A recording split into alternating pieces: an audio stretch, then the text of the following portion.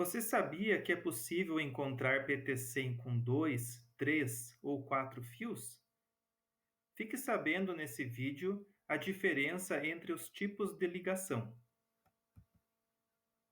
O PT-100 é constituído de um fio de platina, feito para apresentar uma resistência de 100 ohms quando submetido a uma temperatura de 0 graus Celsius. Por essa razão é chamado de PT-100.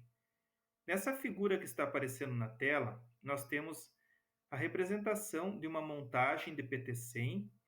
O PT-100, a resistência que forma o PT-100 está aqui dentro, na extremidade do sensor. Dessa resistência saem 2 fios. Pode ser incluído um terceiro condutor ou até mesmo um quarto condutor. Vamos entender o porquê da existência desses diferentes tipos de ligação. No caso de você fazer a ligação com 2 fios, a resistência elétrica desses fios será somada à resistência elétrica do PT-100. O instrumento indicador de temperatura vai ler a soma dessas duas resistências. Portanto, haverá um erro na indicação da temperatura. A tendência é que o indicador indique uma temperatura maior do que o real.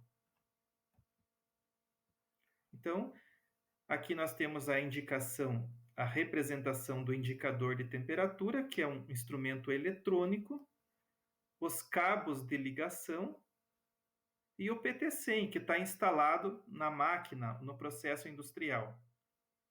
Esse tipo de ligação que usa apenas 2 condutores, no geral, ela não é indicada por apresentar esse erro na indicação de temperatura. Ela pode ser usada em processos que não necessitem de muita precisão e quando o PT-100 fica bem próximo do indicador de temperatura. Para melhorar a precisão da medida, é incluído um terceiro condutor. Então, note que nós temos aqui no desenho os 2 cabos, que fazem parte do PT-100. Aí nós temos uma ligação onde é incluído esse terceiro condutor. Essa representação é uma representação genérica. Você deve conferir nos manuais dos fabricantes dos indicadores de temperatura a forma correta de fazer a ligação. O indicador de temperatura, com esse terceiro cabo, ele consegue medir a queda de tensão no condutor. Desta maneira, o indicador consegue eliminar o erro gerado pelos cabos de ligação. O PT-100 a 3 fios é o mais utilizado na indústria e possui uma boa precisão. Agora, se você precisa de uma altíssima precisão, aí é indicado o uso do PT-100 a 4 fios. Então, nós temos aqui a representação do PT-100. Pode notar que foram incluídos mais 2 condutores, então um total de 4 condutores. Com esse tipo de ligação, o instrumento indicador de temperatura praticamente elimina o erro gerado pelos cabos de ligação.